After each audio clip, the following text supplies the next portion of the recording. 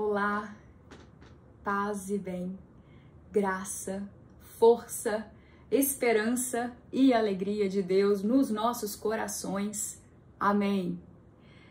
Hoje, 7º dia dos nossos 365 dias de leitura bíblica e do catecismo. Uma semana, graças a Deus. Que alegria esse trabalho, esse projeto. Leremos hoje Gênesis, capítulos 8 e 9, Salmos, capítulo 7,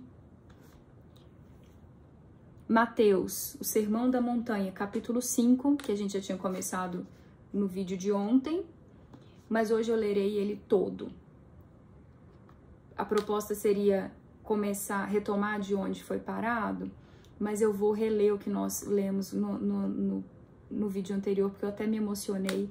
É uma força de esperança, de promessa de Deus, que é muito valiosa nesse momento, para todos nós, em que nós precisamos tanto de força de esperança, né? E é importante nós lembrarmos essas promessas de Deus que foram anunciadas por Jesus. E o Catecismo, itens 39 a 49. Gênesis capítulo 8. Vazão das águas. Deus lembrou-se então de Noé e de todas as feras e de todos os animais domésticos que estavam com ele na arca. Deus fez passar um vento sobre a terra e as águas baixaram. Fecharam-se as fontes do abismo e as comportas do céu. Deteve-se a chuva do céu e as águas pouco a pouco se retiraram da terra. As águas baixaram ao cabo de 150 dias. E no 7º mês, do 17º dia do mês, a arca encalhou sobre os montes de Ararat. As águas continuaram escoando até o 10º mês, e no 1º dia do 10º mês apareceram os picos das montanhas. No fim de 40 dias, Noé abriu a janela que fizera na arca e soltou o corvo, que foi e voltou, esperando que as águas se secassem sobre a terra. Soltou então a pomba que estava com ele, para ver se tinham diminuído. Soltou então a pomba que estava com ele, para ver se tinham diminuído as águas na superfície do solo. A pomba, não encontrando um lugar onde pousar as patas, voltou para ele na arca, porque havia água sobre toda a superfície da terra. Ele estendeu a mão, pegou-a e a fez entrar para junto dele na arca. Ele esperou ainda outros 7 dias e soltou de novo a pomba fora da arca. A pomba voltou para ele ao entardecer, e eis que ela trazia no bico um ramo novo de oliveira. Assim Noé ficou sabendo que as águas tinham escoado da superfície da terra. Ele esperou ainda outros 7 dias e soltou a pomba, que não mais voltou para ele. Foi no ano 601, no 1º mês, no 1º dia do mês, que as águas secaram sobre a terra. Noé retirou a cobertura da arca, olhou, e eis que a superfície do solo estava seca. No 2º mês, no 27º dia do mês, a terra estava seca. A saída da arca. Então assim falou Deus a Noé: sai da arca, tu e tua mulher, teus filhos e as mulheres de teus filhos contigo.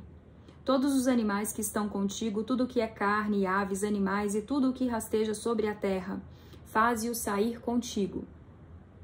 Que pululem sobre a terra, sejam fecundos e multipliquem-se sobre a terra. Noé saiu com seus filhos, sua mulher e as mulheres de seus filhos e todas as feras, todos os animais, todas as aves, todos os répteis que rastejam sobre a terra saíram da arca, uma espécie após a outra. Noé construiu um altar a Yahvé e, tomando de animais puros e de todas as aves puras, ofereceu holocaustos sobre o altar. Yahvé respirou o agradável odor e disse consigo: eu não amaldiçoarei nunca mais a terra por causa do homem. Porque os desígnios do coração do homem são maus desde a sua infância. Nunca mais destruirei todos os viventes como fiz. Enquanto durar a terra, semeadura e colheita, frio e calor, verão e inverno, dia e noite, não hão de faltar. Capítulo 9. Gênesis capítulo 9, a nova ordem do mundo. Deus abençoou Noé e seus filhos e lhes disse: sede fecundos, multiplicai-vos, enchei a terra. Sede o medo e o pavor de todos os animais da terra e de todas as aves do céu, como de tudo o que se move na terra e de todos os peixes do mar. Eles são entregues nas vossas mãos. Tudo o que se move e possui vida vos servirá de alimento. Tudo isso eu vos dou, como vos dei a verdura das plantas. Mas não comereis a carne com sua alma, isto é, o sangue. Pedirei contas, porém, do sangue de cada um de vós. Pedirei contas a todos os animais e ao homem, aos homens entre si. Eu pedirei contas da alma do homem. Quem derrama o sangue do homem, pelo homem terá seu sangue derramado. Pois à imagem de Deus, o homem é feito. O homem foi feito. Quanto a vós, sede fecundos, multiplicai-vos, povoai a terra e dominai-a. Deus falou assim a Noé e a seus filhos: eis que estabeleço minha aliança convosco e com os vossos descendentes depois de vós, e com todos os seres animados que estão convosco, aves, animais, todas as feras, tudo que saiu da arca convosco, todos os animais da terra. Estabeleço minha aliança convosco, tudo o que existe não será mais destruído pelas águas do dilúvio. Não haverá mais dilúvio para destruir a terra, para devastar a terra. Disse Deus: eis o sinal da aliança que instituo entre mim e vós e todos os seres vivos que estão convosco para todas as gerações futuras. Porei meu arco na nuvem, e ele se tornará um sinal da aliança entre mim e a terra. E é por isso que eu uso tanto as cores do arco-íris, porque o arco-íris simboliza a aliança de Deus com os homens. Tá aqui o arco, nas nuvens.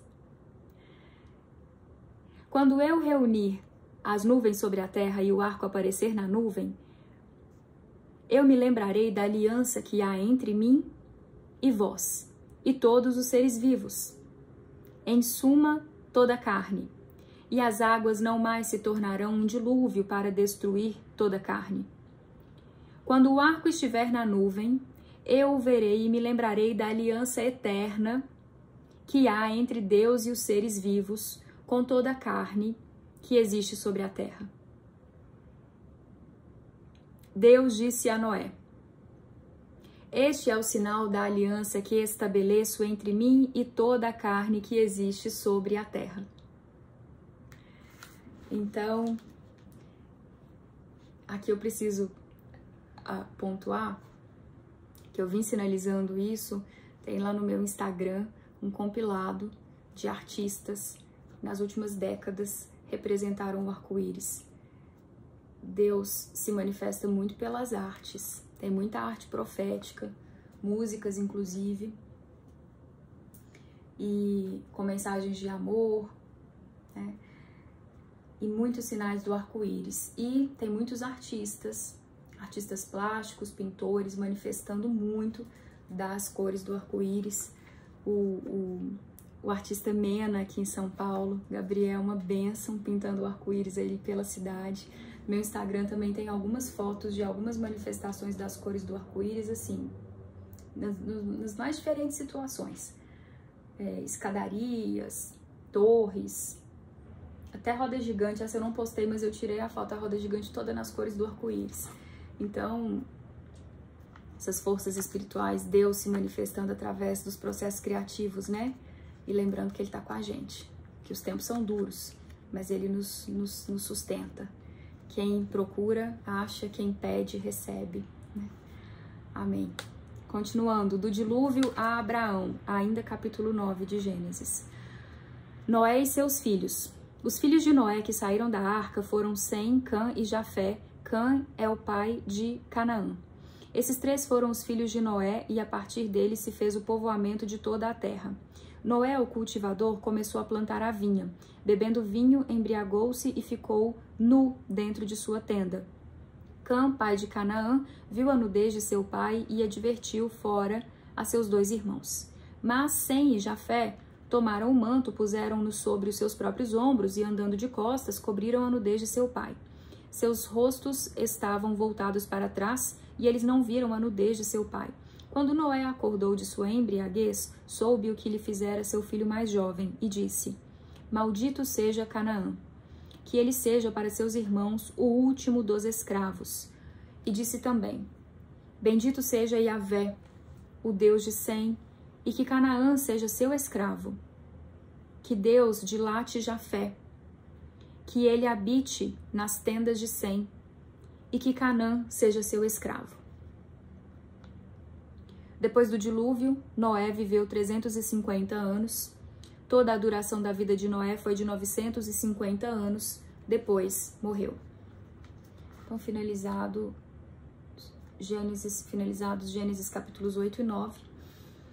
E só reiterando, tem esse material que eu coloquei lá no Instagram, que é um compilado de fotos de manifestações artísticas de cantores com as cores do arco-íris, manifestando amor, o arco-íris.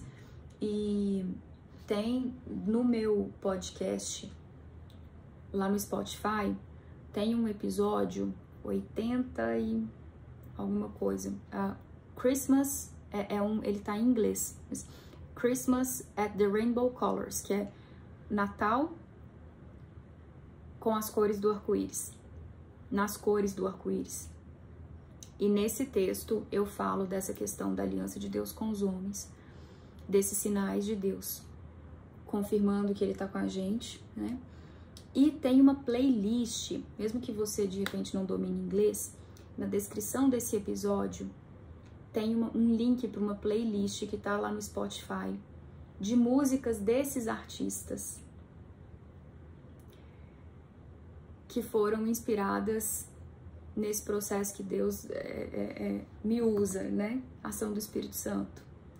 São músicas, é uma playlist muito, muito especial, muito positiva, lembrando essas forças de Deus conosco. Esses artistas que estão citados lá com as manifestações do arco-íris. Então, no episódio Christmas at the Rainbow Colors, tem um link, você clica lá e vai para a playlist que foi assim, carinho de Deus conosco.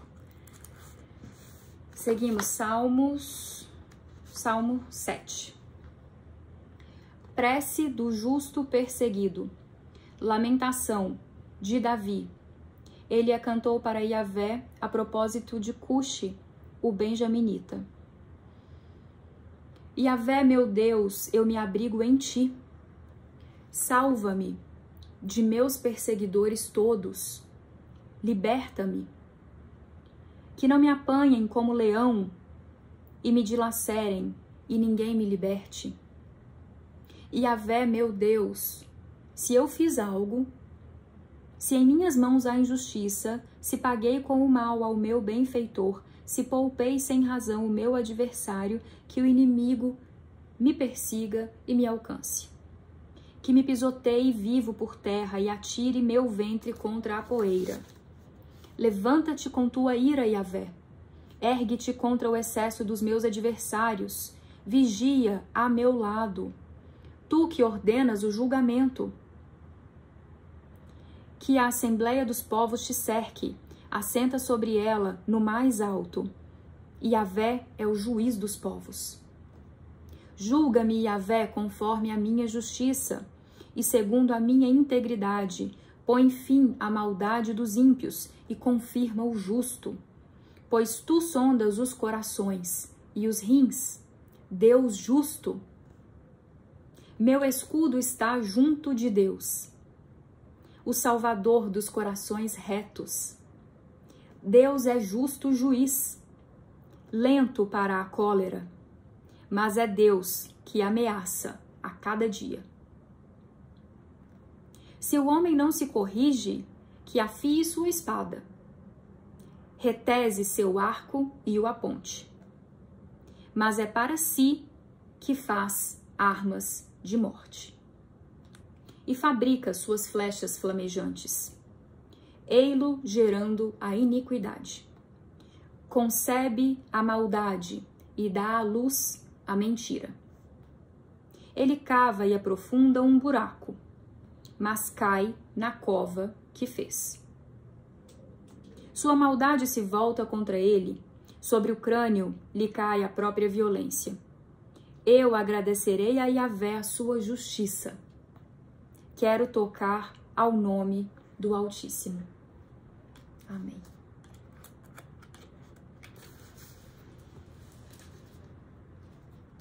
Agora, Mateus, capítulo 5, discurso, sermão sobre a montanha. As bem-aventuranças. Leremos o capítulo todo, a gente já leu parte dele ontem, né? Nós repetiremos aquele iniciozinho e agora seguimos até o final. Vendo ele, Jesus, vendo ele as multidões, subiu a montanha. Ao sentar-se, aproximaram-se dele os seus discípulos e pôs-se a falar e os ensinava, dizendo: Felizes os pobres no espírito, porque deles é o reino dos céus. E aqui a interpretação de que essa pobreza é humildade de espírito diante de Deus. Não pobreza material, pobreza de ser humilde, fazer-se humilde diante de Deus, criatura diante do Criador. Felizes os pobres no espírito, porque deles é o reino dos céus. Felizes os mansos, porque herdarão a terra. Felizes os aflitos, porque serão consolados.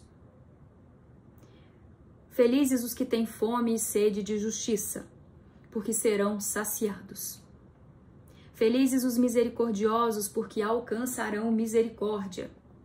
Felizes os puros no coração, porque verão a Deus. Felizes os que promovem a paz, porque serão chamados filhos de Deus. Felizes os que são perseguidos por causa da justiça, porque deles é o reino de Deus, dos céus. Porque deles é o reino dos céus. Felizes sois quando vos injuriarem e vos perseguirem e mentindo disserem todo o mal contra vós por causa de mim.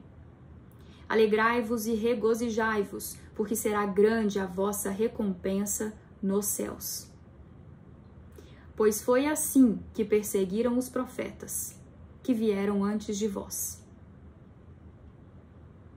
Sal da terra e luz do mundo. Antes, aliás, eu reitero que há muitas profecias marianas, né, sobre o triunfo do Imaculado Coração de Maria, sobre as vitórias de Deus.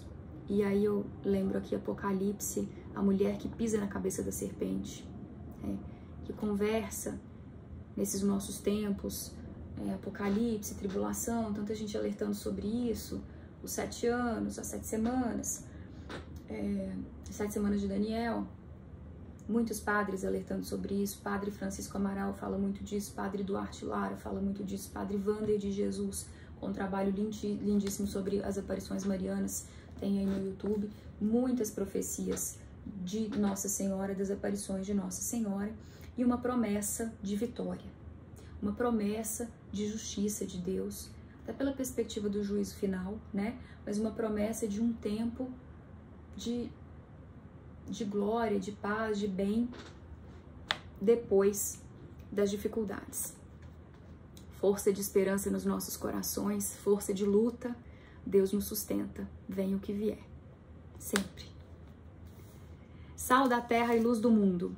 Vós sois o sal da terra. Ora, se o sal se torna insosso, com que o salgaremos? Para nada mais serve, senão para ser lançado fora e pisado pelos homens. Vós sois a luz do mundo. Não se pode esconder uma cidade situada sobre um monte, nem se acende uma lâmpada e se coloca debaixo do alqueire, mas na luminária, e assim ela brilha para todos os que estão na casa.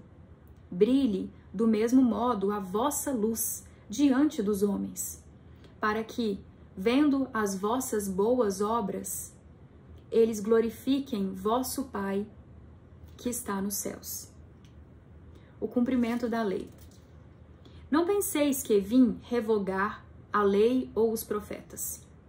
Não vim revogá-los, mas dar-lhes pleno cumprimento. Porque em verdade vos digo que, até que passem o céu e a terra,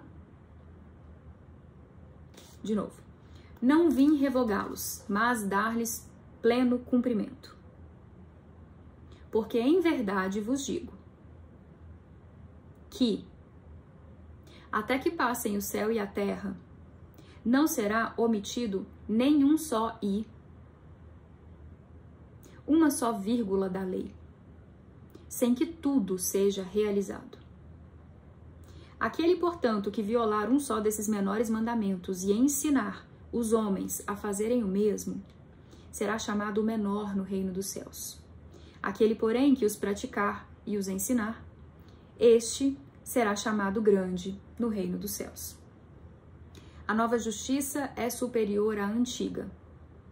Com efeito, eu vos asseguro que, se a vossa justiça não ultrapassar a dos escribas e a dos fariseus, não entrareis no reino dos céus.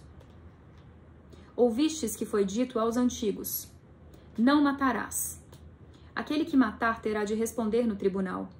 Eu, porém, vos digo: todo aquele que se encolerizar contra seu irmão terá de responder no tribunal. Aquele que chamar ao seu irmão cretino estará sujeito ao julgamento do sinédrio. Aquele que lhe chamar renegado terá de responder na geena de fogo. Portanto, se estiveres para trazer a tua oferta ao altar, e ali te lembrares de que o teu irmão tem alguma coisa contra ti, deixa a tua oferta ali, diante do altar, e vai primeiro reconciliar-se com o teu irmão, e depois virás apresentar tua oferta. Assume logo uma atitude conciliadora com o teu adversário, enquanto estás com ele no caminho, para não acontecer que o adversário te entregue ao juiz, e o juiz ao guarda, e assim sejas lançado na prisão. Em verdade te digo, dali não sairás, enquanto não pagares o último centavo. Ouvistes que foi dito: não cometerás adultério. Eu, porém, vos digo: todo aquele que olha para uma mulher com desejo libidinoso já cometeu adultério com ela em seu coração. Caso o teu olho direito te leve a pecar, arranca-o e lança-o para longe de ti. Pois é preferível que se perca um dos teus membros do que todo o teu corpo seja lançado na gena.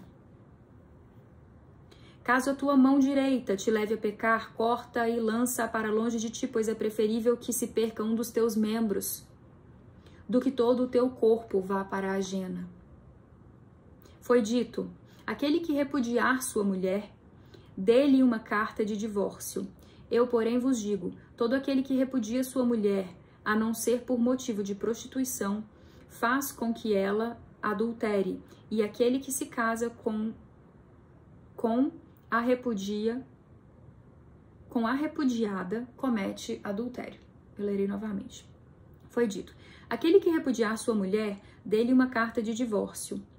Eu, porém, vos digo: todo aquele que repudia sua mulher, a não ser por motivo de prostituição, entre aspas, faz com que ela adultere, e aquele que se casa com a repudiada comete adultério.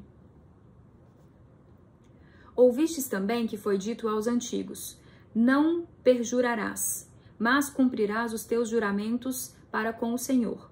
Eu, porém, vos digo: não jureis em hipótese nenhuma, nem pelo céu, porque é o trono de Deus, nem pela terra, porque é o escabelo dos seus pés, nem por Jerusalém, porque é a cidade do grande rei.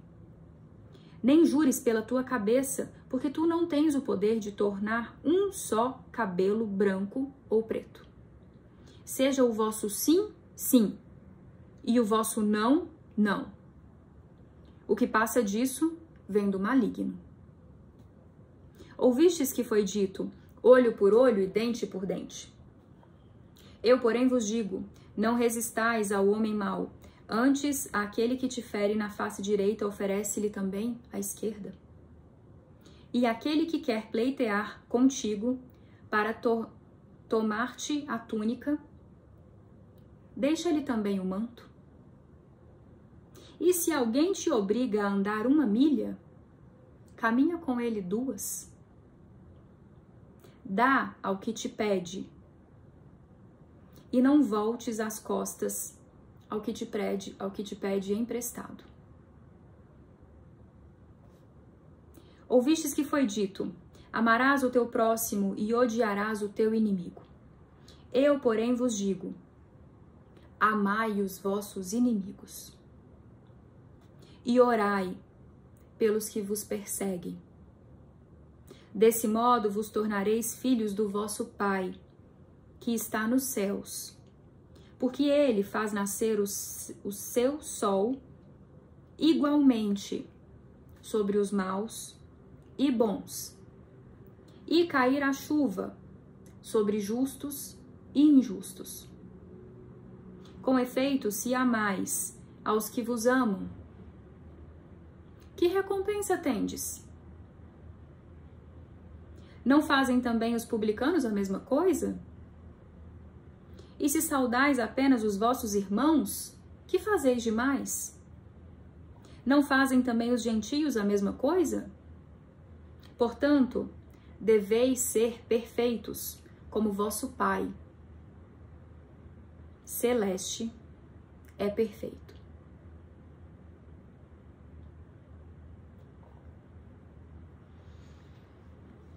Amém.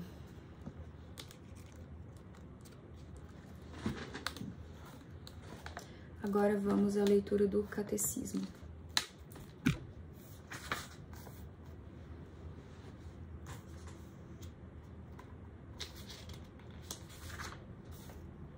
Itens 39 a 49. Como falar de Deus? Ao defender a capacidade da razão humana de conhecer a Deus, a Igreja exprime sua confiança na possibilidade de falar de Deus a todos os homens e com todos os homens. Essa convicção está na base de seu diálogo com as outras religiões, com a filosofia e com as ciências, como também com os não crentes e os ateus. Uma vez que nosso conhecimento de Deus é limitado, também limitada é nossa linguagem sobre Deus. Só podemos falar de Deus a partir das criaturas e segundo o nosso modo humano, limitado de conhecer e de pensar. As criaturas, todas elas, trazem em si certa semelhança com Deus, muito particularmente o homem, criado à imagem e semelhança de Deus. Por isso, as múltiplas perfeições das criaturas, sua verdade, bondade, beleza, refletem a perfeição infinita de Deus. Em razão disso, podemos falar de Deus a partir das perfeições de suas criaturas. Partindo da grandeza e beleza das criaturas, pode-se chegar a ver, por analogia, o seu Criador. Deus transcende a toda criatura.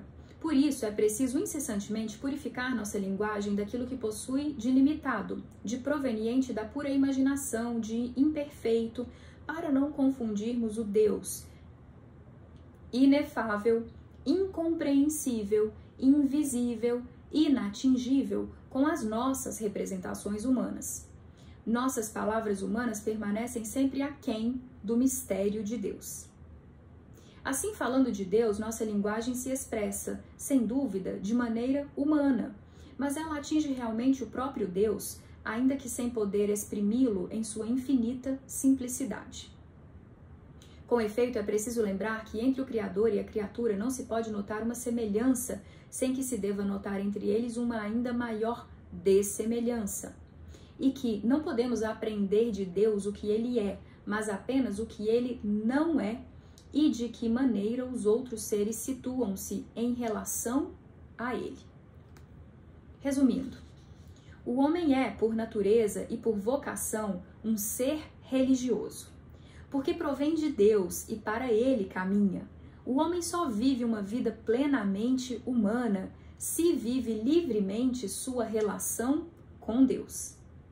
O homem é feito para viver em comunhão com Deus, no qual encontra sua felicidade. Quando eu estiver inteiramente em vós, nunca mais haverá dor e provação. Repleta de vós por inteiro, minha vida será verdadeira. Essa última frase entre aspas.